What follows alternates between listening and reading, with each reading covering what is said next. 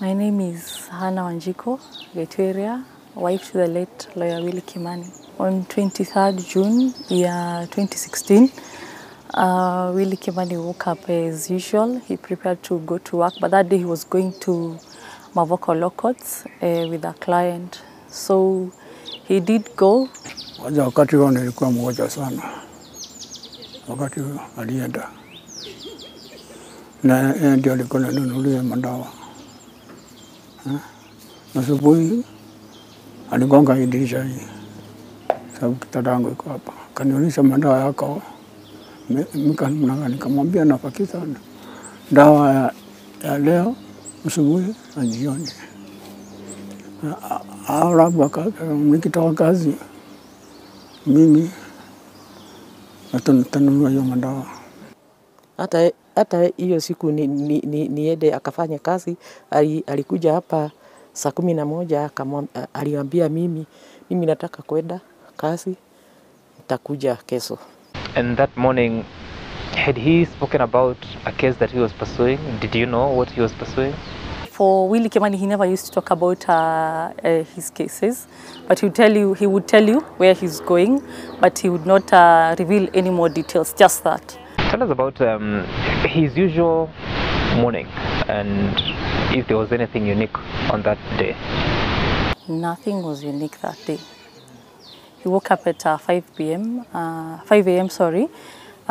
prepared to go to work. So he left at around 6:30.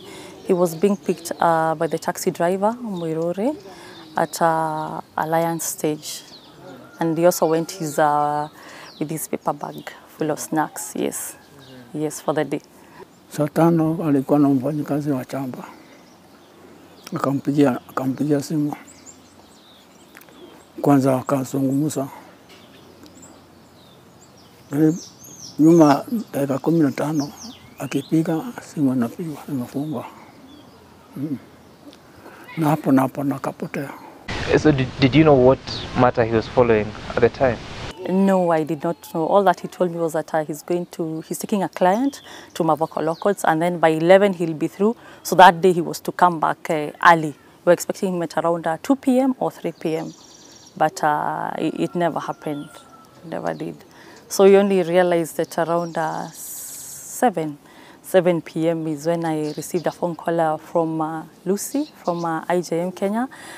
So she was inquiring whether Willie is already at home. So I told her, no, he's not yet at home, and I'm calling him since I've been trying to call him, but the phone is not going through. He had never expressed any fears? None whatsoever, none. Yes, Willie is the type of people, even if he's going through something very hard, he'll keep it to himself. That was Willie. Angali siku bangapi mbili kisha ile Pamela na Nushe hawakuja. Hapana, akapiga bibi yake simu. Kamwambia tunatafuta Kimani, tunamkosa. Nyuma akaita simu hapo Kikuyu. Atuliza Kimani hatumuoni na tunataka kumtafuta. Mimi nikatamka nikamwambia nyinyi ndio mko mnaye. Endeleeni nikamtafuta. Mimi nafungulia njia. He never came back home. It was only after 7 days that his body was found floating in Oldonyo Sabuk River. Yes, that is what happened. So we did bury him after 2 weeks.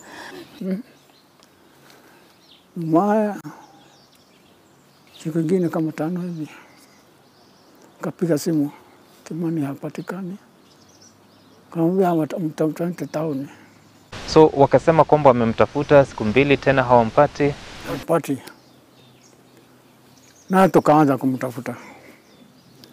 Mpaka ile ndugu yake iko pale. Akaenda paka Naivasha. Kasema hamuoni. Tukafikiria ni nini, unapotelea namna gani? Nikatafuta haipatikani. Mwishowe Ndio alipigia simu, "Mwenda mkatafuta Kimani moshare, sababu kuna watu wanatolewa kwa mto." Mmoja mkaenda, mkatafuta mkamuona. Those 7 days, what was going on?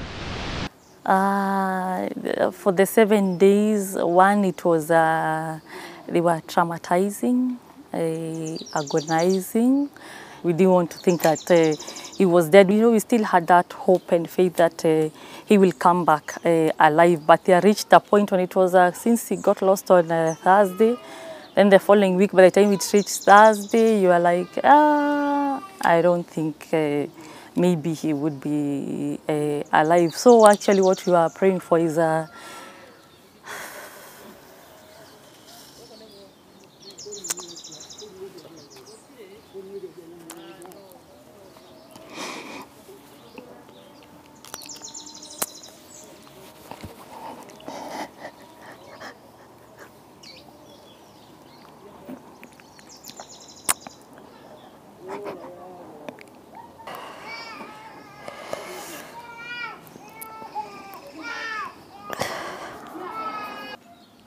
Sasa baada ya kumuona, kajiuliza mimi naachwa nini? Naachwa nini?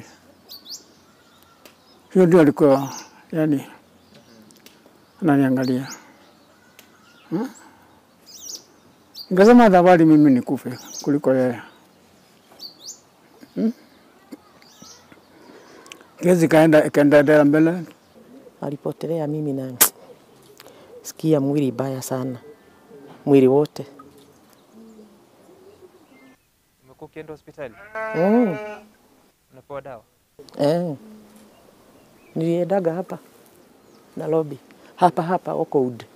Nilikoma mara 4 na hapa Kikuyu Hospital. Napigwa pisa, mwili wote najaa maji, bidoda, anda, nini, everywhere. I'm sick. Tukakuja tukashukuliwa hapa, tukaenda kotini. Tukaona wale jangili waliwa watu walevu sana. Hapo nilishikwa na mwana nikiamka. Tungengana nao. Kashikwa kama Pamela, na Lucy na Kanene. Kutoka hapo kesi inaendelea. Mimi nikauliza, kesi inaenda mna gani? Ngoja mzee tutakwambia. Ikaendelea, wale wenye kutoa zaidi wakatoa. Mimi siko. Sababu niliona kurudi huko. Sababu nilikuwa na dakika hiyo nikashikwa na polisi. Nikienda huko mitanguka huko. Sasa mwishowe kesi ikaendelea kasimamisha. Tukajiuliza sisi wenyewe, kwani kesi ni nini? Kesi ina gani? Serikali inataka namna gani na sisi? Tutakufa kabla hajaona haki yetu au ni nini? Sasa naye mwili kaanza kusindi kunisumbua. Wakati yao nilikuwa na mwili, sasa nikuisha na isa sasa. Nifikiria hali ya hiyo mtoto, tena nifikiria miaka yangu pale iko. Nikaona nitakufa bila kitu. Ndabali wamaliza, serikali nipatie kile iko ni naye ikiwa yangu na bibi yake na mama yake. Nini kitu gani? Hebu mjiulize ni kitu gani inaendelea hapa? Na kesi inapoendelea mahakamani, kuna watu wanawaambia nini inaendelea? Hamjui? Mimi hajui, lakini msee maliongea tu na Kang'ethe anamwambia. Lakini mimi sina mtu. Have you been able to attend the sessions Whenever I'm available, I attend, but before I used to be afraid of attending. What worries me the most is that Justice Lessit, she was promoted, so she went to Mombasa.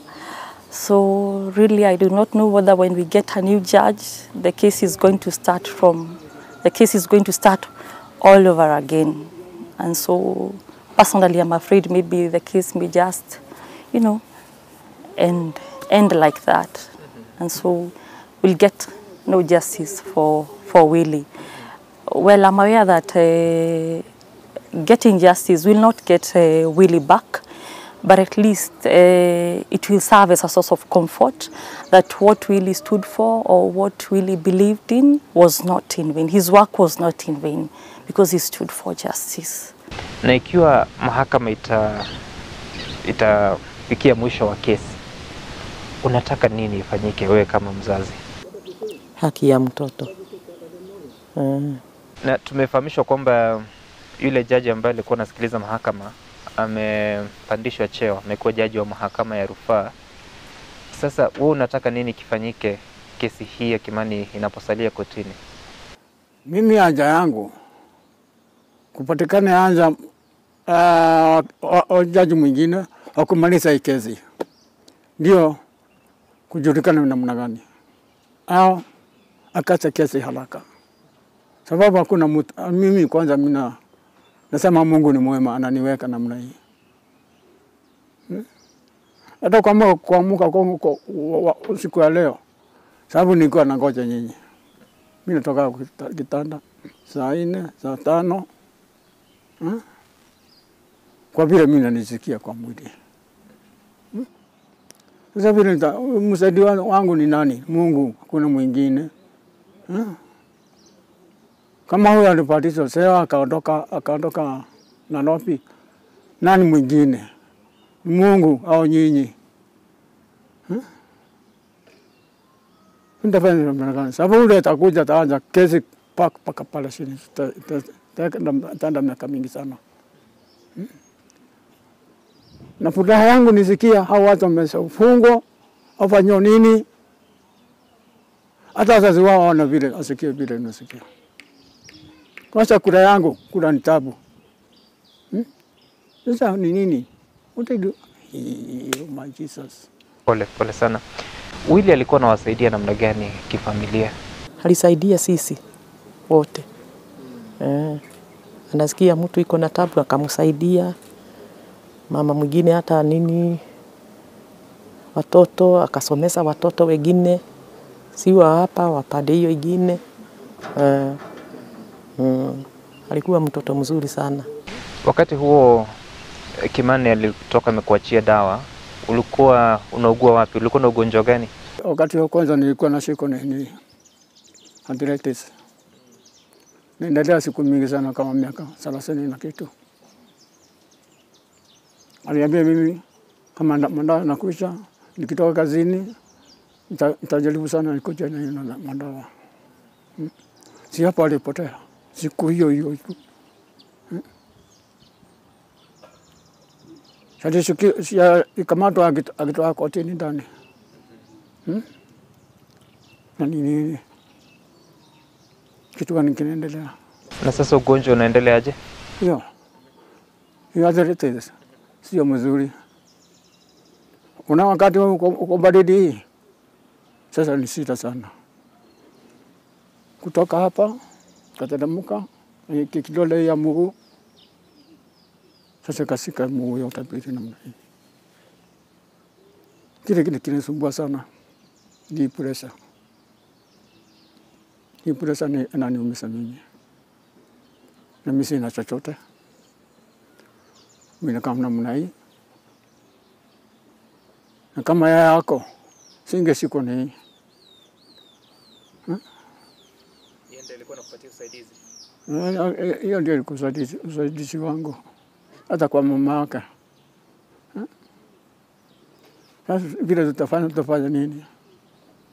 Na ulijua wakili Kimani kazi yenye alikuwa anafanya, ulifahamu?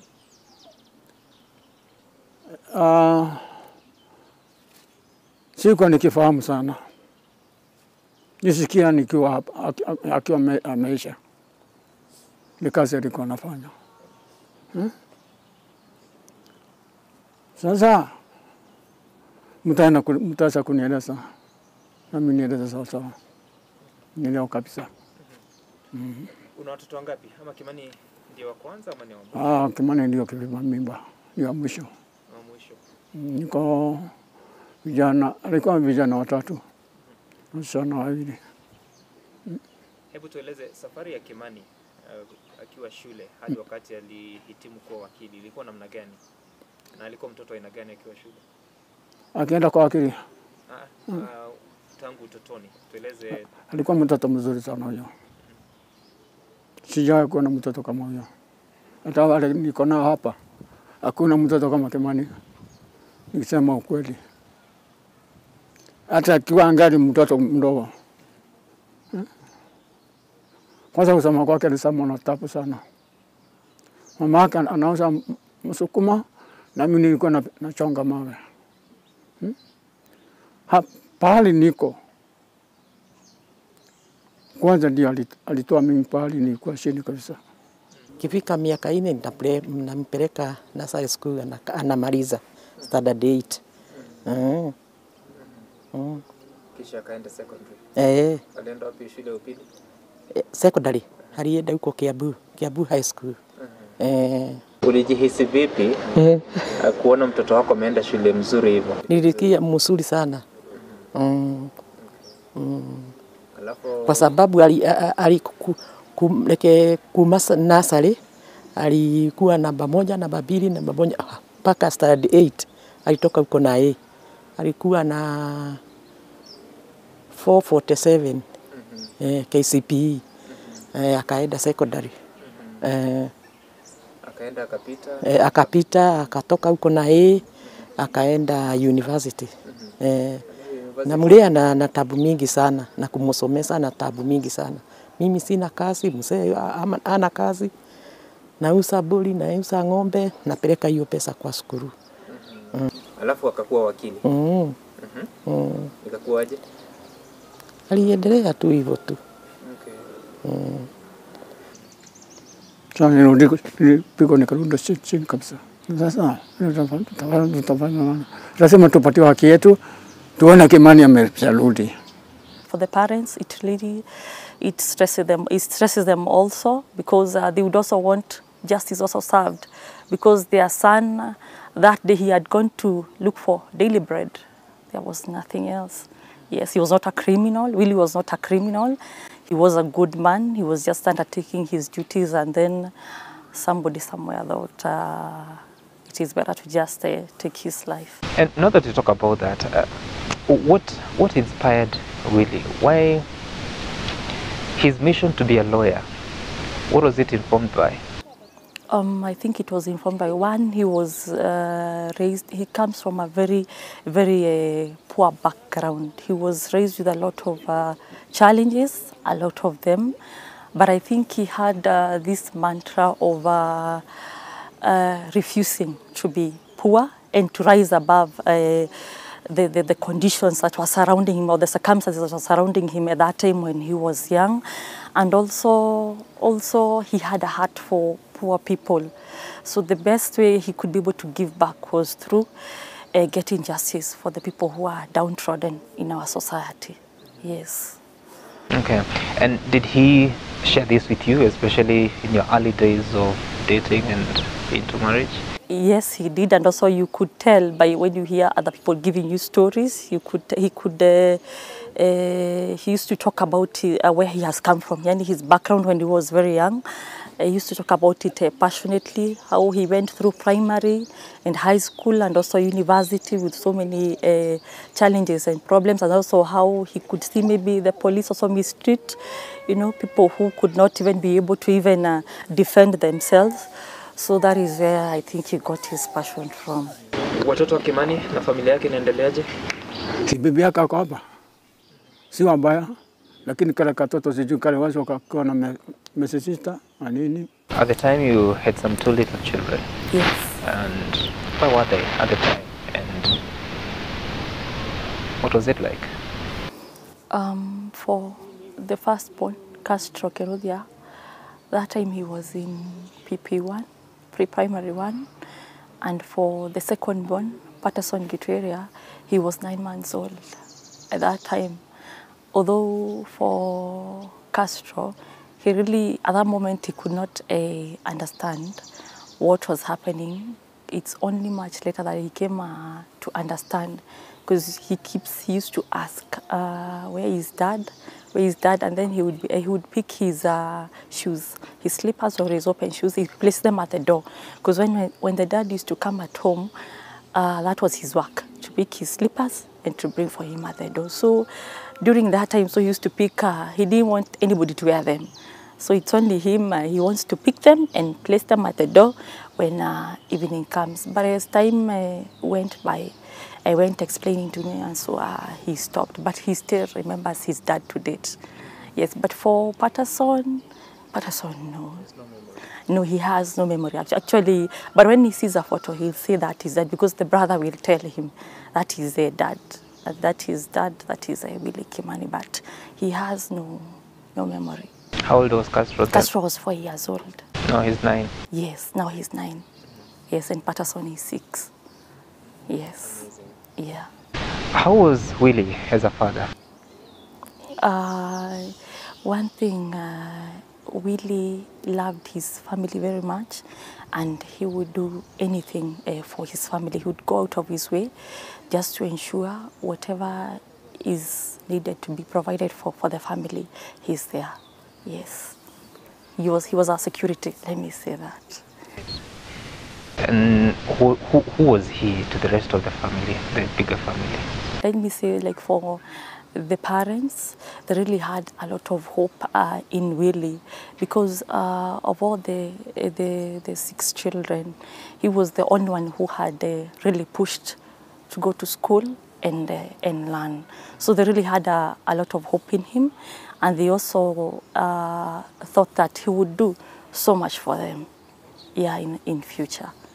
For the siblings also, he used to love the siblings very much, and he used to support them in whichever way he could. Yes. Karudi akaenda kusomea lawyer, ikuwa nilisikia vizuri sana. Kaona nyumba yangu Mungu atapanua. Sababu utaweza kuzaa watoto wengi kutoka mtoto mmoja. Kimani tu ndio alikuwa ameenda university? Hakuna mwingine. Na mkiongea, aliwahi kukuambia kazi yake yenye anafanya ni aina gani? Hakuambia, hata bibi yake hakuwa kijua. Tulijua nyumaye. Alikuwa mtu wa kuweka mambo yake zuri sana. Kwa hivyo tangu kesi ianze, umesema ile siku waliletwa mahakamani wale washukiwa, tangu wakati huo hujarejea kotini? Mimi nilirejea siku moja tu. Kotini nilirejea siku moja tu. Sasa nakwambia niliona nikirudi huko mtangukia huko. Sababu pressure tasika mbaya. Sasa una miaka ngapi? Nani mimi? Kutoka 1940 ndio nilizaliwa. 1940. Sasa ni miaka ngapi?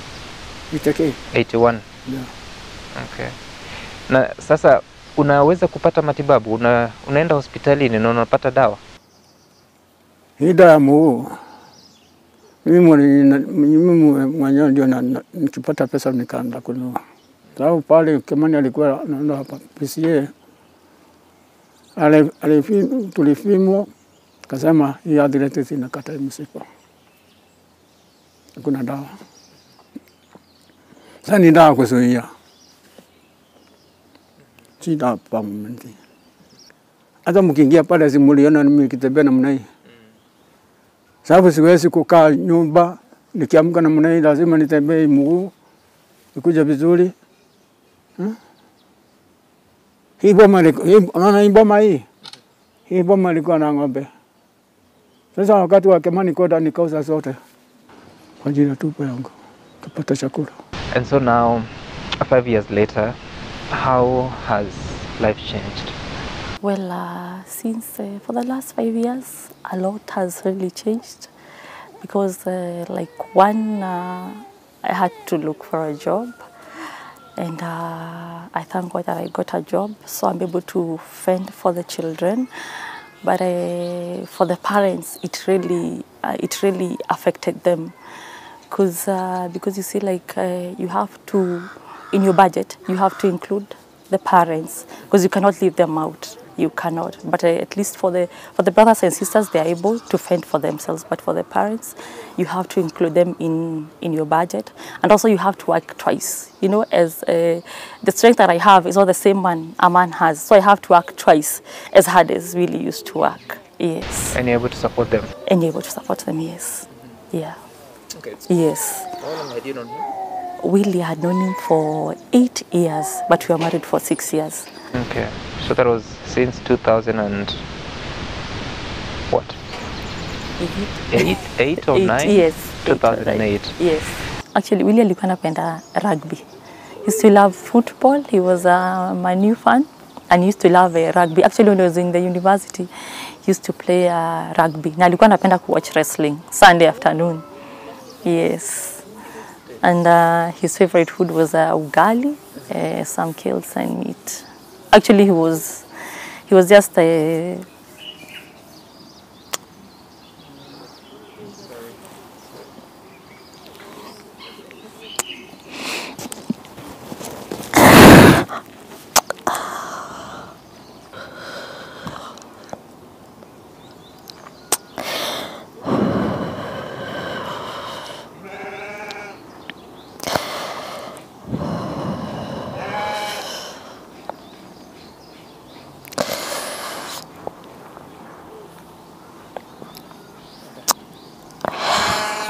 Sorry, Hannah? It's okay.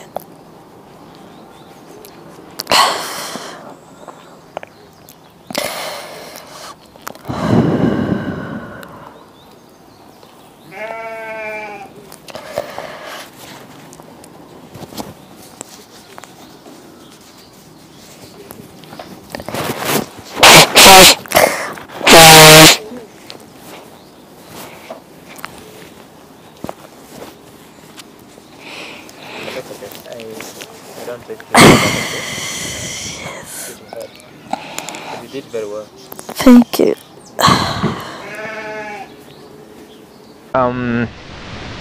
So now, what is it that you would want? Because yes, it's a reality that Justice Lessit is leaving for Mombasa.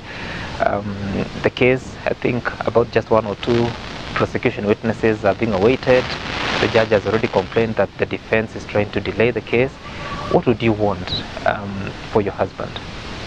I would want justice for Willie, Mwenda and Josephat. They did not deserve to die like that.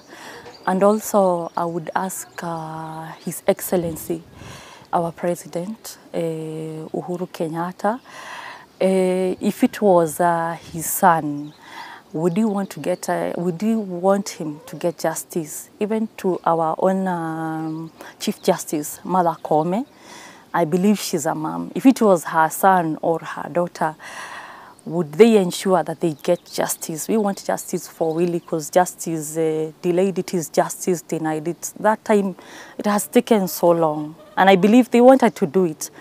I believe they can because the resources are there. And also, I would make a humble request. The judge who was given that case, Justice Lessit, I would really request for her to finish the job. And how are you keeping his legacy, especially through your children? One is by raising, doing the best that I can to raise Castro and Githuria the best way that I can. And also, I cannot really be Willie, but I'm trying.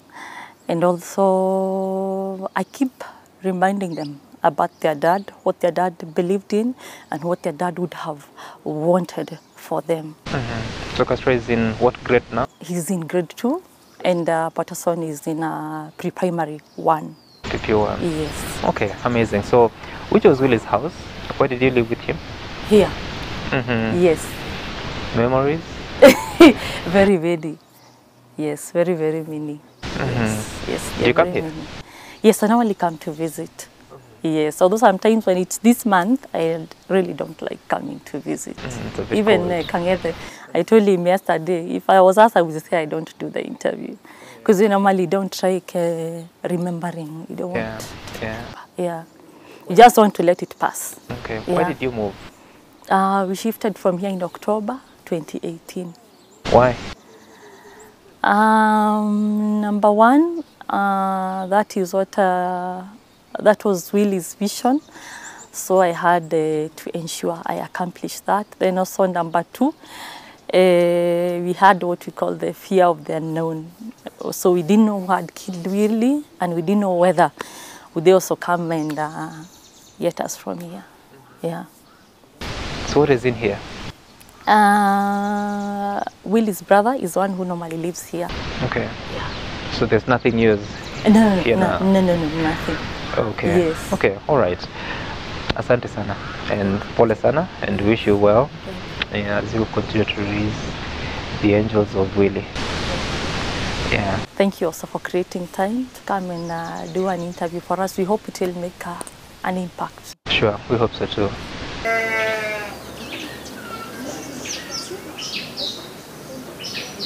Ngai wakwa reheo ni nĩguo ndigakĩng'atĩke Ngai wakwa ndaka